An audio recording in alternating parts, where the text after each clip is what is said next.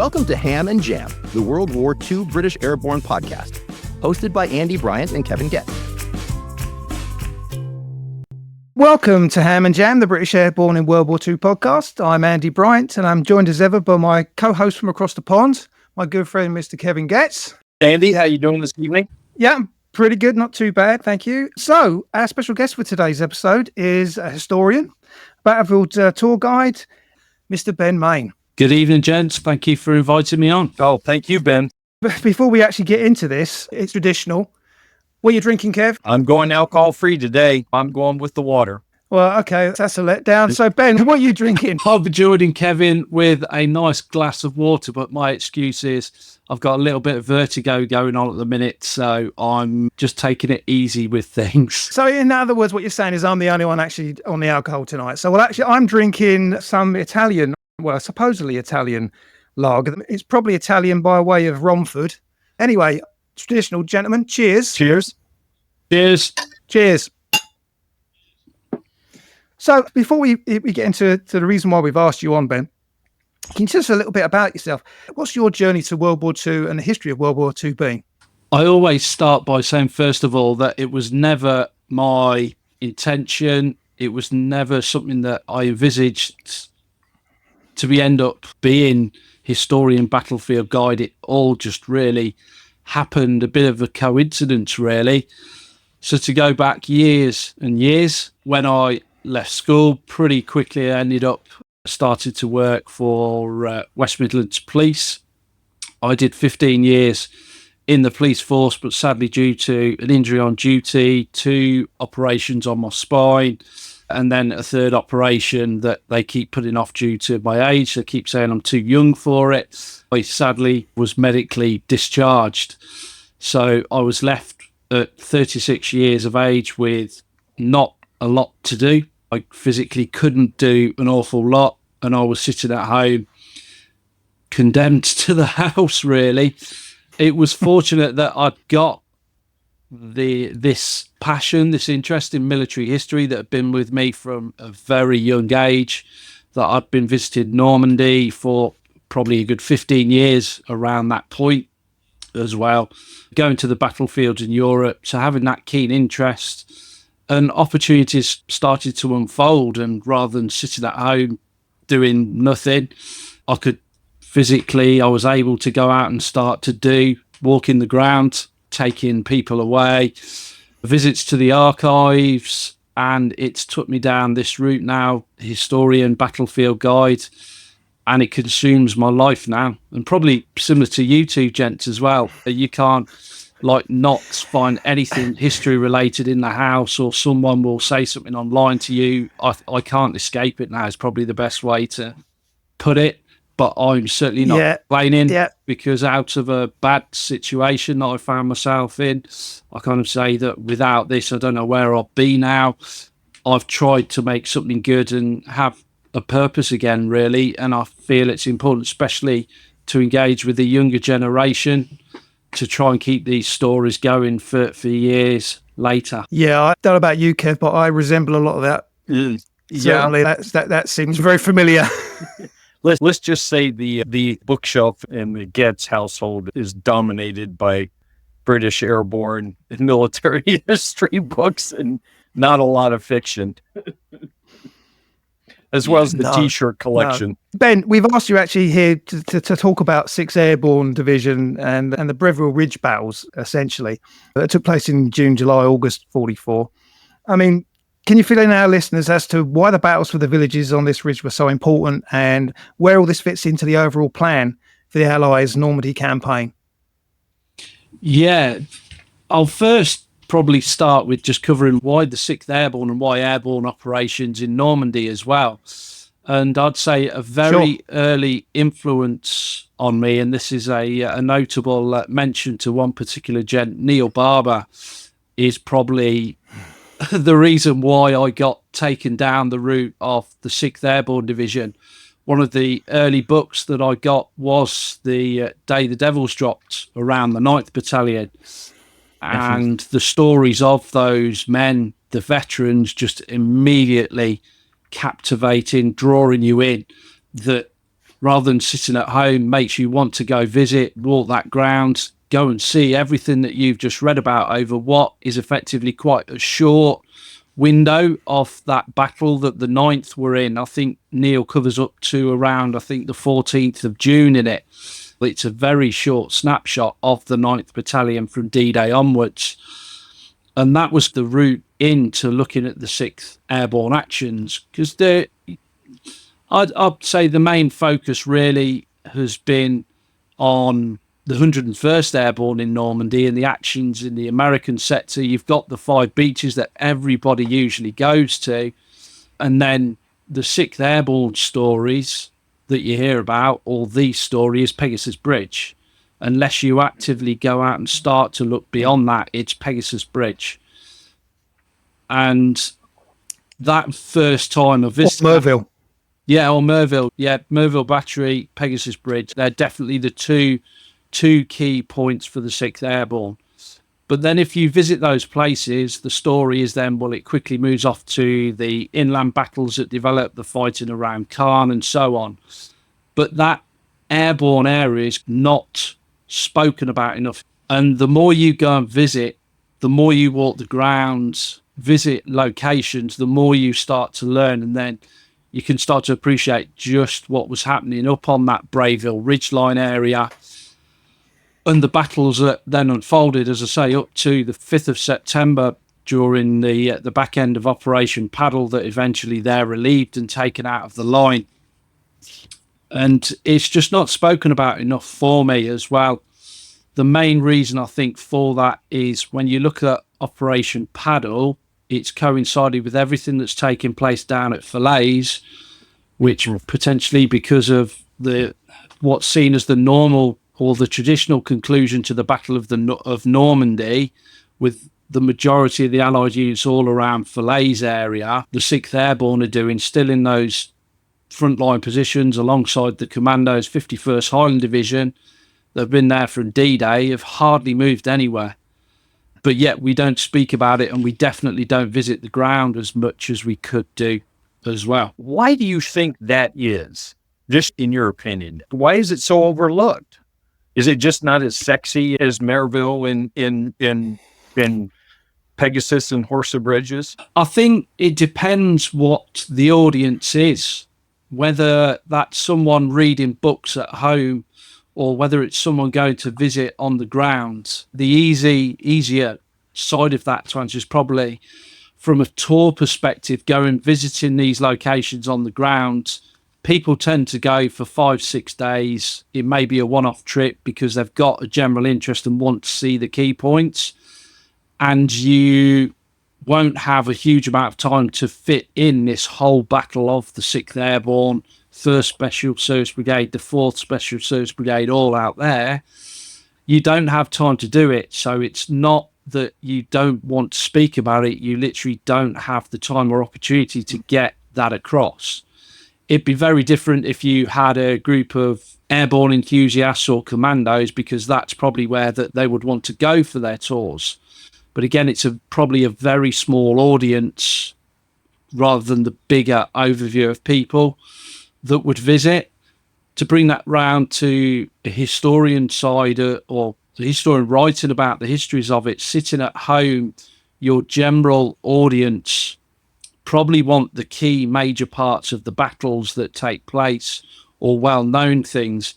You could also say from a historian and author's point of view that if someone's going to write about a well-known subject such as Pegasus, one of the battles around Caen or so on, or the 101st Airborne over to the west, are you going to sell as many books writing about the Breville Ridge from the 14th of June to the start of Operation Paddle in the middle of August? What's going to sell?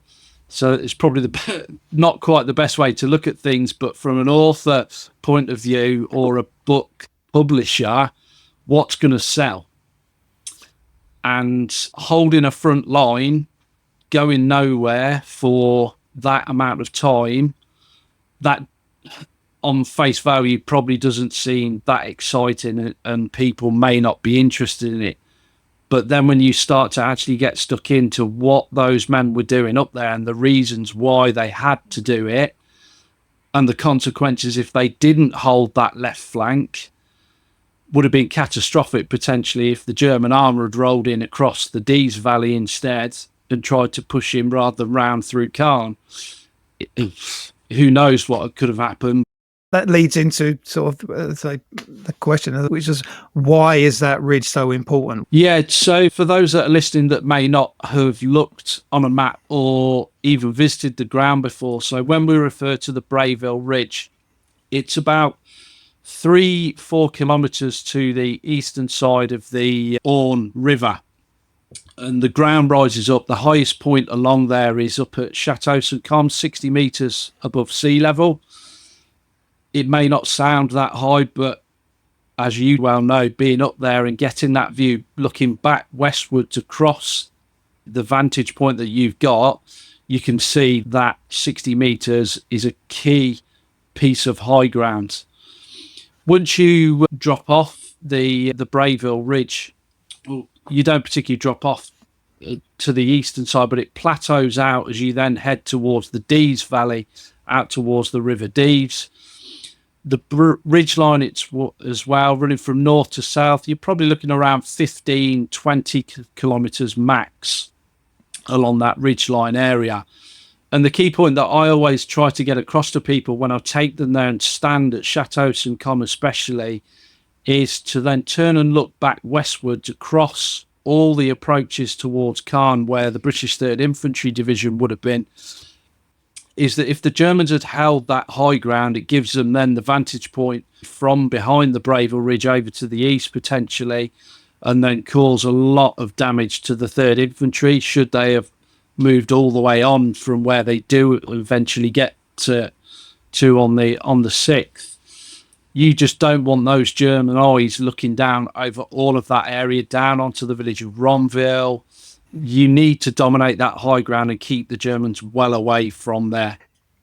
What actually happened was when the British Airborne didn't actually manage to take Breville village itself, and the Germans were actually attacking down that ridge onto Drop Zone Land Zone N, weren't they? So, and it took them till the 12th of June for them to actually close that gap. What they called the Breville gap.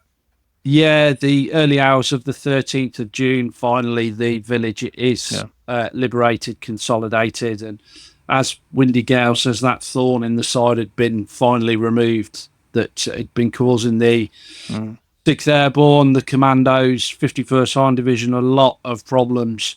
And the key point with that, as you just mentioned, Andy, is that the Germans from Breville can, at night especially, drop straight down onto the landing zone, drop zone N, and can then flank round into the rear positions of the British all across that ridgeline area. So it wasn't a case of you just sustaining frontal attacks. When you read through the war diaries and also then look at the positions of how they were having to hold key areas, is that you needed 360 all-round defence because the Germans were still infiltrating down to the lower part of the ridge. And this is, again, we're talking about Merville Battery and the 9th Battalion Parachute Regiment. Merville, for them, is only part of the story. Again, you mentioned Neil's book, The Day the Devils Dropped In.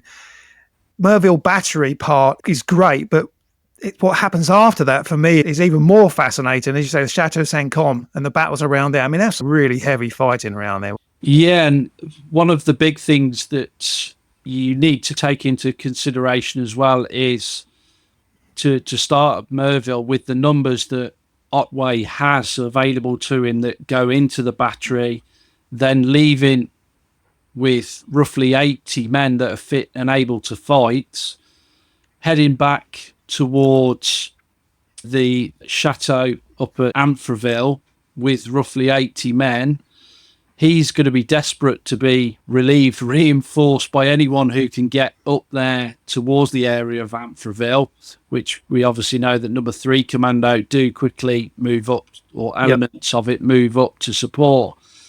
What stands out when you look at the coming days then in the war diary about how many replacements he's getting to try and get them back to a full fighting battalion, you're talking weeks and weeks later. they're loitering around 150, 200 men, 250.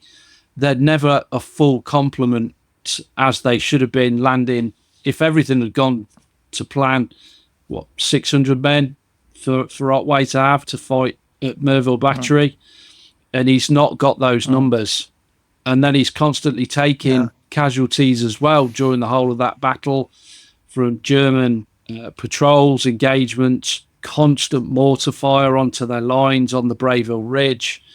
So he's always on the back foot with his numbers. And that isn't just the 9th. That's a lot of the battalions up there as well that are experiencing exactly the same. That the missed drops, they had men missing that wouldn't come back. Sadly, some will have been killed, captured, prisoner of war. So it's a numbers game for them as well, that they've got limited amount of men. That's interesting you say that, actually, because Kev, I think you got a question about that leads from that. And that's, you had mentioned Richard Windy Gale, and having just recently read his with the 6th Airborne Division Normandy, you've walked the ground, you've seen it, you've studied what those battalions were able to do. He had made the comment that as he was preparing for this, that it absolutely was a necessity that airborne troops train for long, extended battles. Having studied that ground, is he validated with that because of the outcome and because of what those airborne guys were able to do? Yeah, I think one thing that the British don't have that the Americans definitely did was the luxury of having the manpower to relieve units out of the line. And I guess part of that question, Kevin, is around you're putting your best troops up into that position and you're going to leave them there for a long time. Is that the best use of what you could class as these more well-trained, efficient units? I don't want to say elite as such, but going down that route. And they have been training very hard. They've been training for nearly a year for this operation as well. So fitness-wise, they're going to be up to the task. And terrain-wise, I'd say on the 6th of June, it is going to challenge them with the amount of movement they potentially need to do to get around.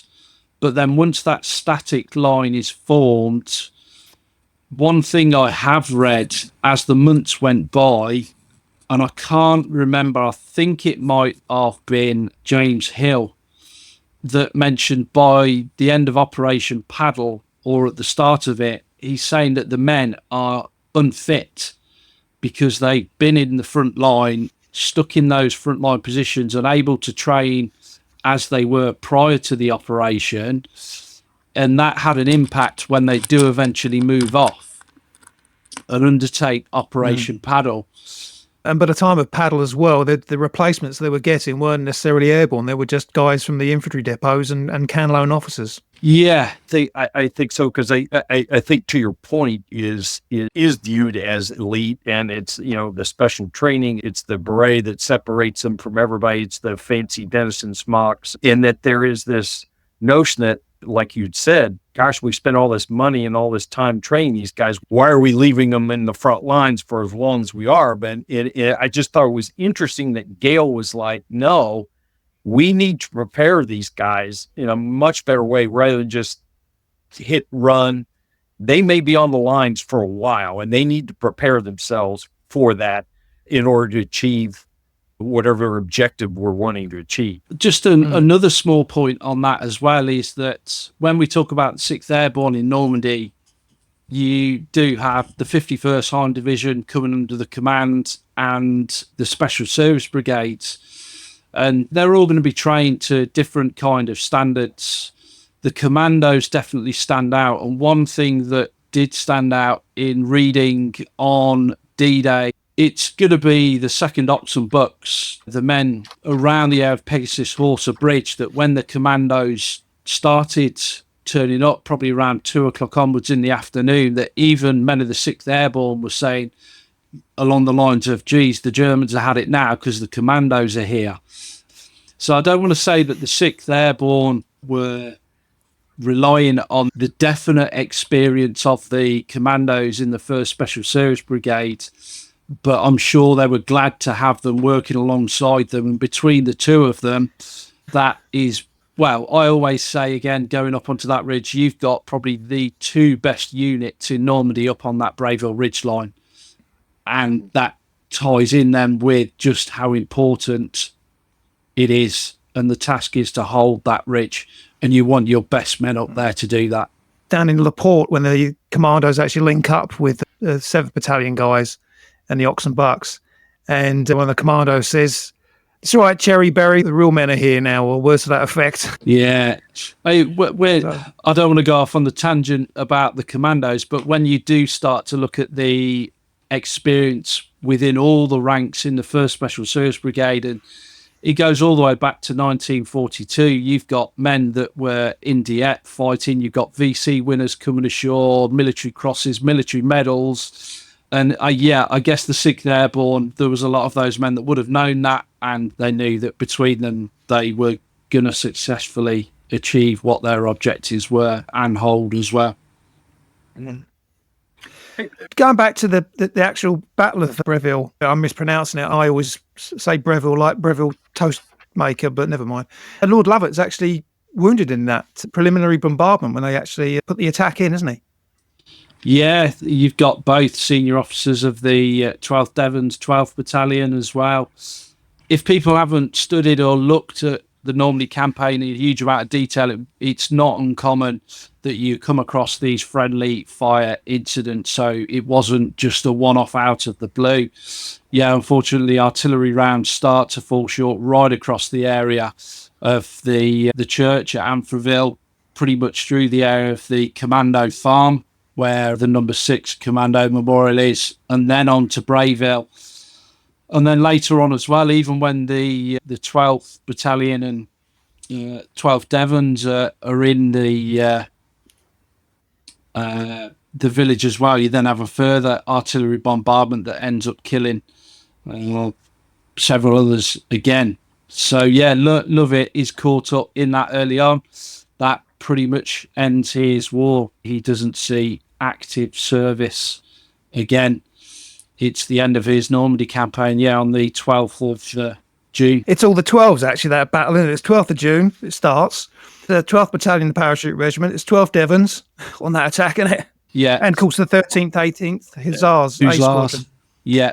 And to go back to Gale as well, Gale would have been fully up to speed knowing that the 9th Battalion had been constantly battling all day up at Chateau St. Côme, that the Germans had been throwing everything up through there, trying to break through the British front lines. And it's on that afternoon that Gale decides, right, pretty much I've had enough of this, and we need to take the village of Breville.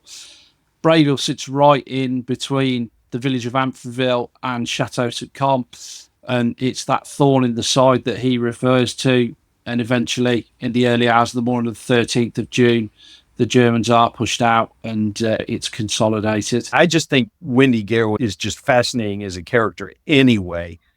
But outside of the pre-planning for Merville and for the capture of the Orne and Caen bridges, how important is his leadership, his decision-making with regards to the success? Yeah, experience is going to be key, and what he brings along, his own experiences. For those again who may not have looked at Richard Gale, he was a veteran of the First World War, so he'd seen action.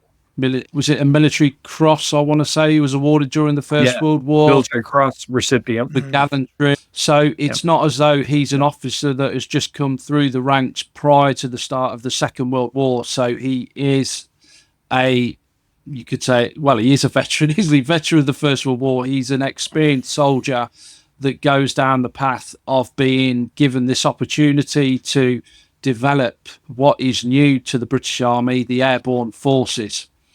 They obviously get experience out in Africa. They've got experience in Italy. And the lessons that are learned from being out there are then put together, ready for Operation Tonga. The glider aspect, again, lessons would have been learned in Italy of what can or couldn't be done, what was realistic. They've definitely got plenty of time to train because they've got a year to practice and get prepared. So he is giving everything pretty much that his senior officers want.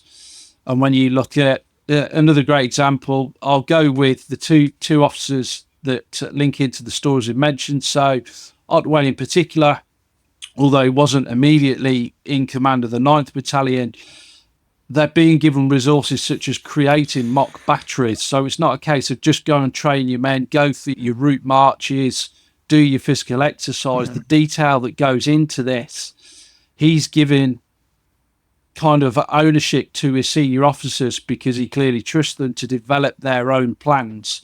He would have been in on it. He would have known what was planned and what they wanted to do.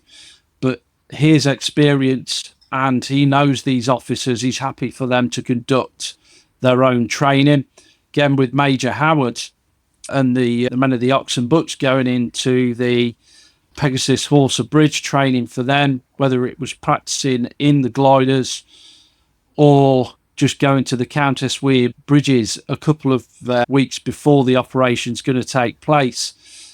He's given those officers that free rein to develop their own plans, so he clearly trusts those that are under him. He has a massive task because if that left flank isn't secured and it's not, the bridges aren't destroyed, whether that's the Deves or Pegasus and Horsa aren't taken, there's a huge problem that the Germans could quickly roll up towards Sword Beach. So he has a huge task to train for and prepare his men for. The other flip side of the Pegasus and Horsa bridges as well is that not only holding them denies them to the Germans for a counterattack, but it also, without those bridges, how are you going to support the guys up on the ridge? I know they were building Bailey bridges across the canal and the river as well, but it makes a heck of a lot easier to support those guys if you've got those bridges in your hands day one. I also add into this when I'm on the ground, and obviously history tells us that it wasn't the case, but if things had gone catastrophically wrong out on that left flank, those bridges gave a quick route of withdrawal towards an extraction in beach needed, or to hold the western bank of the canal and stick a line there. We know we don't need to do that, but I always add that in as well, and it shows those bridges are just not one way. They can also be used the other way if needed. I'm sure it was discussed and mentioned, but they were all confident in their plans that it wouldn't be needed in that way.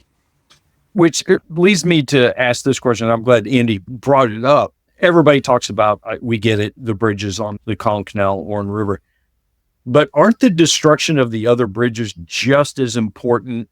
And do you, when you're giving your tours, do people kind of get that? Are you emphasizing that as well? Because again, we all know it's the elephant in the room. It sucks the oxygen. Everybody knows about, the operation that with the Ox and Bucks. But tell us about how important is the destruction of the other bridges. Yet all 5 bridges that are successfully blown as well, it's all to do with just slowing any German advance down, denying them the easiest, quickest routes across that left flank towards where the Sword Beach is the closest beach, first beach that they would get to if they cut across there. For people that may not have even heard of them, I guess it depends who your guide is and how they come across with how they want to deliver the history. So for me, every single tour that we do goes to Pegasus and then crosses minimum over Horsa Bridge. For me, I couldn't just do Pegasus and Horsa Bridge and then just go back off towards Sword Beach or inland, talk about Caen, because you're not getting the true story around that left flank, the 6th Airborne story, everything we've been discussing of just how important that flank is. A good number of tours do cross over Horsa Bridge and now head to Ronville Cemetery. I would say a very small proportion of tours go up to the Breville Ridge. And this year, I think every single tour that I've taken, minimum, I will do a loop round through Amfreville, through Breville, through Chateau St. Com, up to Le Mesnil Crossroads, and then come back round into Ronville. Sometimes I don't have time to stop, depending on what's going on, but driving through allows me to at least give a good probably half an hour's worth of history over the microphone to paint that picture. It's best to stop at Chateau St. Com and then go over the high ground there and really hit home of all the objectives in tour of those 5 bridges, the Merville Battery, because when you're stood there and get that view out to the west, that's where it all ties in, and you get people all of a sudden, that light bulb moment that, I can see why it was so important now. So how much is that film from 1962, The Longest Day, driving? Because really that's the only part of the film that discusses whatever the British 6th Airborne didn't. Even then, it just basically focuses on Orsa and Pegasus Bridge. How much is driving it? And do you see that when you're doing your tour groups, when somebody goes, oh yeah, I saw The Longest Day, or are we going to go to the bridges where they filmed The Longest Day? Do you see any of that? Yes and no. So with the older age range on tours, definitely from those Sunday mornings years and years ago, seeing it on Channel 4 on TV, or on a rainy afternoon it just comes on. But I would say the younger age demographic that come on tour, it's definitely not a go-to film or something that they base their understanding of the Normandy campaign on. I always put it on the way home on the last day of tour, because it is the longest day on the way back, and it gets laughs. But I think people like it just as a go-to overview film. Yeah, there's inaccuracies in it. There is in all films as such, but the older people on tour, yeah, they've seen it. The younger ones, no. I'd say they're more Saving Private Ryan, Band of Brothers, and now Masters of the Air, the younger ones. And Call of Duty. Yeah, playing. Yeah, absolutely bang on. Yeah, Medal of Honor, Call of Duty. Yeah, because they had specific game sections for Pegasus Bridge as well, didn't they? In that, so that is what people will have seen, and people will think, oh, as you rightly said, Kevin, they think, oh, that's what the 6th Airborne did. They captured the bridge, and then some commando came along playing the bagpipes, and another one with a bright white turtleneck jumper standing out. A few handshakes, we're late and moving on. Yeah, that isn't really the reality of it. But yeah, for an older generation, definitely that would be a reason. They've seen that over the years, heard about it, and that's what they think. But taking them away from that bridge to keep going out to the east, up onto the Breville Ridge, to give them that opportunity to hear what you'd say is the true, proper story of the 6th Airborne's contribution in Normandy. And it is a snapshot, even with that, from the 6th of June, probably till the 14th of June, because then you don't have time to really talk and discuss about Operation Paddle, because you're moving on with your tour.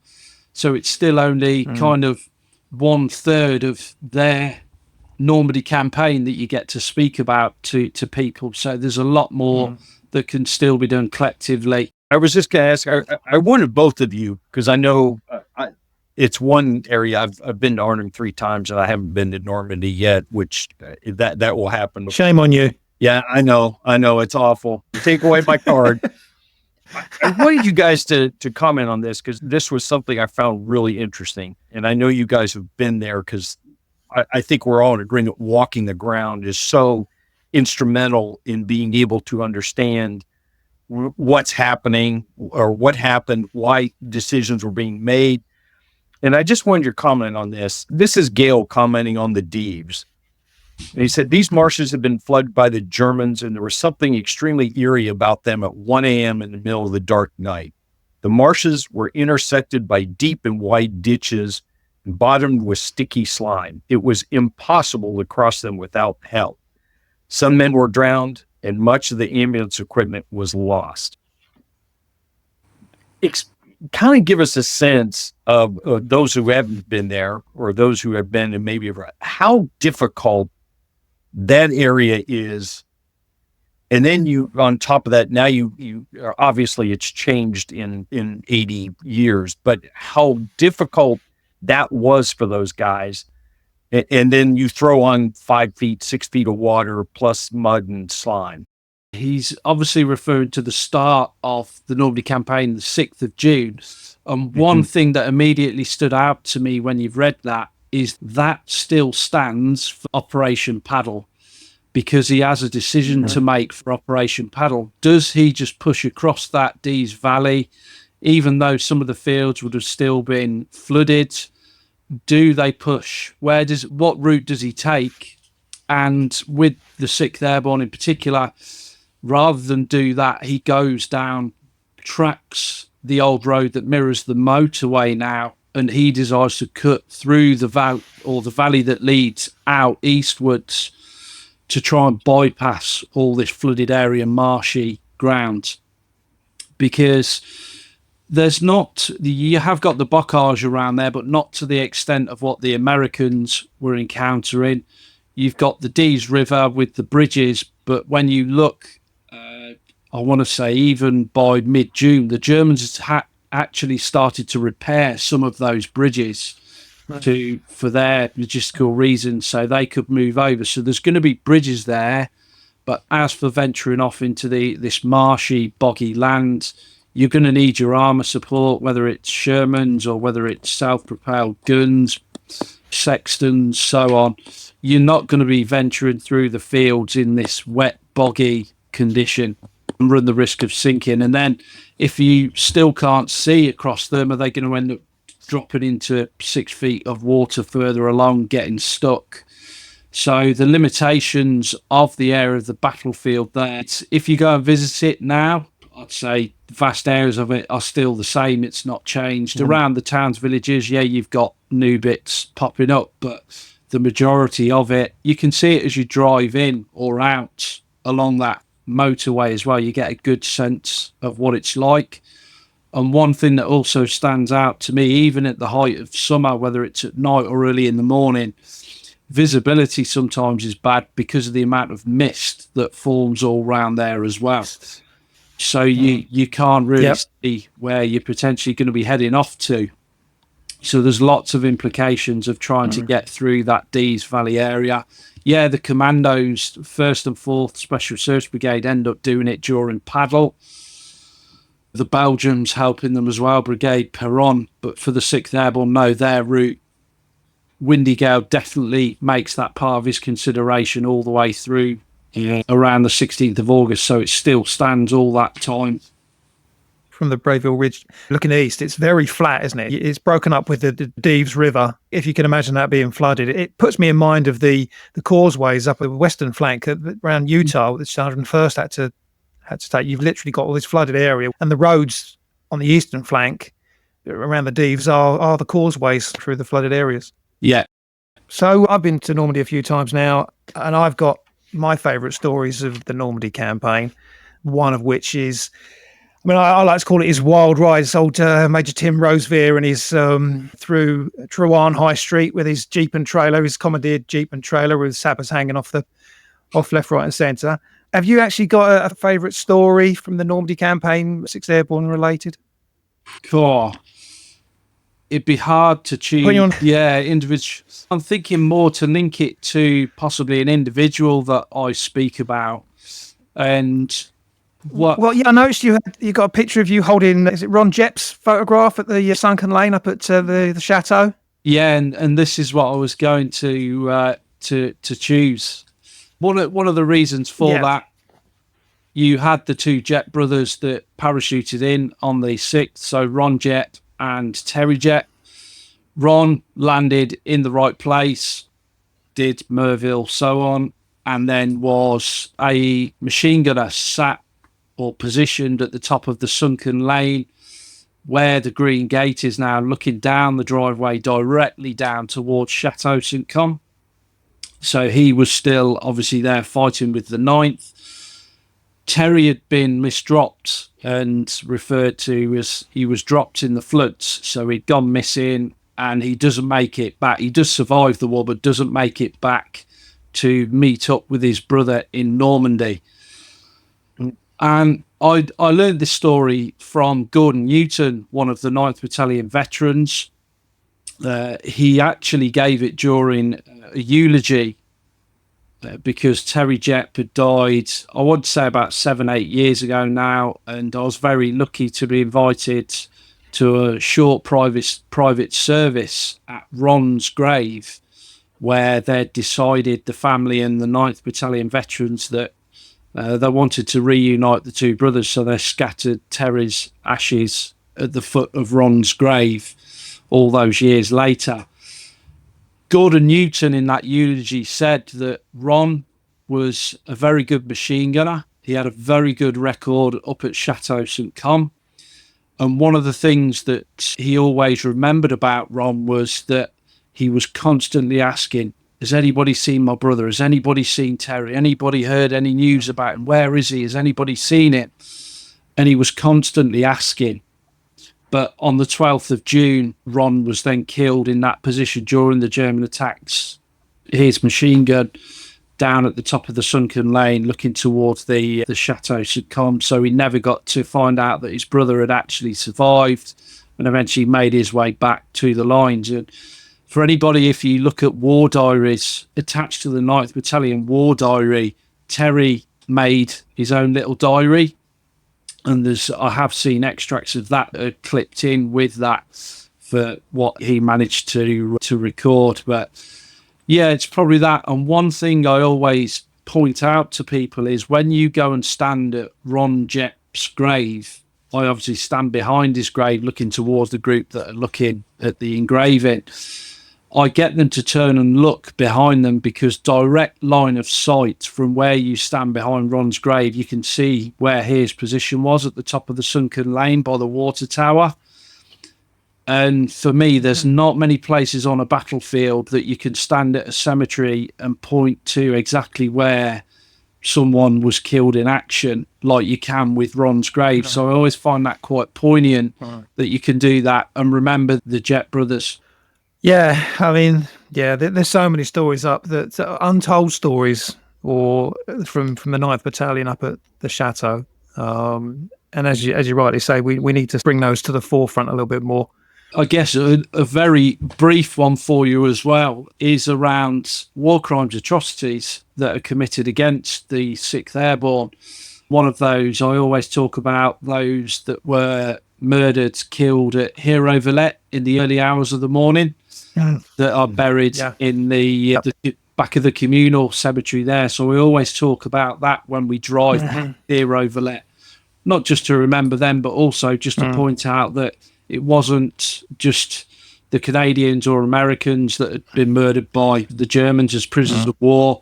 That was a prime example that what happened to 6th Airborne men in the early hours of the morning as well.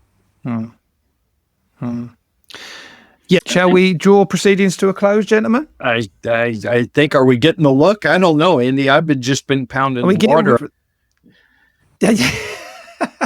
Yeah, I think we're getting the look from the bartender. I think it's time to call time, gentlemen, please, on this episode. Thanks ever so much for joining us, Ben. It's been absolutely fascinating. Thank you very much. I know you haven't been feeling particularly brilliant, so thanks for coming on anyway. And we'd love to have you on again in the future. No, it'd be good to come back at some point. Always happy to chat history. I will say for our listeners, don't forget that we are on social media. We're on Facebook, we're on Instagram, we're on X, formerly known as Twitter. We are on London buses, we're on sandwich boards. We are pretty much everywhere. Just give us a like, give us a follow. And if you really like our content and you want to contribute to us making future episodes, you can always support us and follow us on Buy Me a Coffee. So anyway, cheers, gentlemen. Cheers. Ham and Jam. Ham and Jam. Thanks for listening to Ham and Jam. If you enjoyed this episode and want to help Andy and Kevin make more, please support us on buymeacoffee.com. Is it just not as sexy